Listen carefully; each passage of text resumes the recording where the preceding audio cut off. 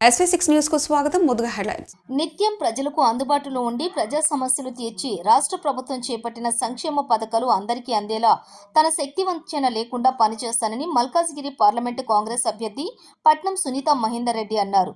Cantonment నియోజకవర్గం media సమావేశంలో ఆమె మాట్లాడుతూ తాను ప్రగల్భాలతో ఆది చేస్తా ఇది చేస్తా అని ప్రజల ముందు వాగ్దానాలు చేయటం కాదని, స్టేజీలు వేదికల మీద బహిరంగ విమర్శలకు అవకాశం ఇవ్వనని, తన ఆశయం ప్రజలకు సేవలు అందించటమేనని ఆమె అన్నారు.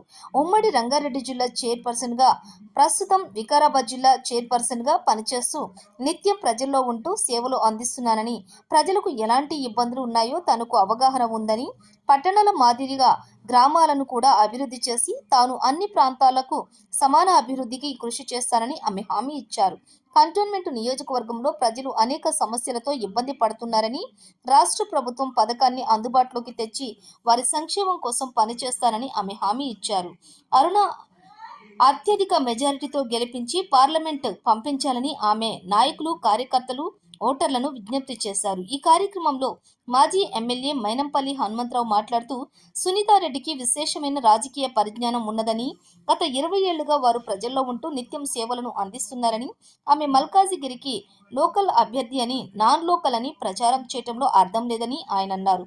ముఖ్యంగా మల్కాజిగిరి నియోజకవర్గం పరిసర ప్రాంతాల్లో మేడ్చల్, షామీర్పేట్, ఉప్పల్, కుత్బుల్లాపూర్ పరిసర ప్రాంతాల్లో ఉమ్మడి రంగారెడ్డి జిల్లా ఉన్నప్పుడు ఆమె జిల్లా పరిషత్ చైర్మన్ గా ఎన్నో సేవలను అందించారని అన్నారు. ప్రభుత్వంలో ఉన్నారు కదన్న, మీరు ఎట్లా ప్రభుత్వం నుంచి మీ ఒపీనియన్ ఏముంది? ఎట్లుంటుంది? అభ్యర్థులు బట్టి అది ఉంటుంది మేము అనుకుంటున్నాం. డెఫినెట్గా ఈసారి పార్టీ గాలి ఉంటుంది. అభ్యర్థి ఎవరైనా కూడా 20,000 మినిమం మెజార్టీతో మేము గెలిపిస్తాం. మేము అందరం కష్టపడతాం. పార్టీ పేరు మీద అభ్యర్థి ఎవరైనప్పటికీ కూడా 20,000 మెజారిటీ తప్పకుండా ఉండబోతుందని చెప్పి కూడా ఈ సందర్భంగా తెలియజేస్తా ఉన్నా. మా సునీత మహేందర్ రెడ్డి గారు, మా సోదరిమణి 2 లక్షల మెజార్టీతో గెలుస్తుంది. బీజేపీ అభ్యర్థి రాజేందర్ గిట్ట ఆరోపణ చేస్తున్నాడు, నేను గిట్ట 2 లక్షలతో. ఇప్పుడు మనము ఎవరి గురించి కామెంట్ చేయొద్దు. వాళ్ళ పని వాళ్ళు చేసుకుంటున్నారు. అతను ఇక్కడ కొత్త, వారి గురించి కామెంట్ చేస్తే కూడా బాగుండదు. మేడం గారు ఏంటంటే ఇక్కడ సర్వీసెస్ ఉన్నాయి. మేడం గారు ఉమ్మడి రంగారెడ్డి జిల్లా పరిషత్ చైర్మన్ గా చేసిండ్రు. 10 సంవత్సరాలు ఉమ్మడి రంగారెడ్డి జిల్లా చైర్మన్ గా చేసిండ్రు. అదేవిధంగా ఈరోజు వికారాబాద్ ప్రెసిడెంట్ జిల్లా పరిషత్ చైర్మన్. అదేవిధంగా మహేందర్ రెడ్డి గారు 15 సంవత్సరాలు ఉమ్మడి జిల్లా. అంటే ఇక్కడ ప్రతి ఒక్కరు గుర్తుపట్టని వాళ్ళు ఉండరు.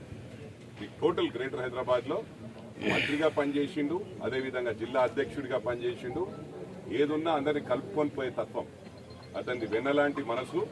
ఎప్పుడు కూడా ఎవరికి ఏం పని ఉన్నా కూడా ఇంటికి వచ్చి పని చేస్తాడు. అతని లాగా హార్డ్ వర్క్ ఎవరు చేయరు. మార్నింగ్ వెళ్ళిందంటే నైట్ 2 గంటలకు 3 గంటల వరకు తిరుగుతాడు. అది ఇప్పుడు కూడా చూడు, అసలు టైం లేదు, పొద్దున్న తిరుగుతూనే ఉన్నాడు. ఎక్కడ పోయినా అంటే మబ్బులో 5 o'clock ఫోన్ చేస్తే కూడా అన్న నేను ఎల్బీనగర్ ఉన్నా అంటాడు. నిన్న ఫోన్ చేసినప్పుడు ఉప్పల్ ఉన్నా అన్నాడు. అంటే ఆ విధంగా అతనికి నెట్వర్క్ ఎలా చేయాలో తెలుసు. మీరు ఊహించని విధంగా మెజారిటీ ఉంటుందని చెప్పి నా అభిప్రాయం. అంటే నేను చెప్పింది 2 లక్షలు, పోతే ఎక్కువ కూడా పోవచ్చు. మొత్తం ఇండియాలోనే హైయెస్ట్ మెజారిటీ కూడా రావచ్చు. నేను చెప్పుకోవాలనుకునే అన్న ఎంపీసీ ముఖ్యంగా చాలా మంచి కుల మత భేదాలు లేకుండా అందరూ ఈక్వల్గా ఉండాలనేది కూడా నా ఉద్దేశం. ముఖ్యంగా గ్రామీణ ప్రాంతాలు డెవలప్ చేయాలనేది నేను 2006 నేను పెట్టుకోవడం జరిగింది. ప్రతిదీ కూడా గ్రామీణ ప్రాంతాలకే ప్రయారిటీ వచ్చింది. ముఖ్యంగా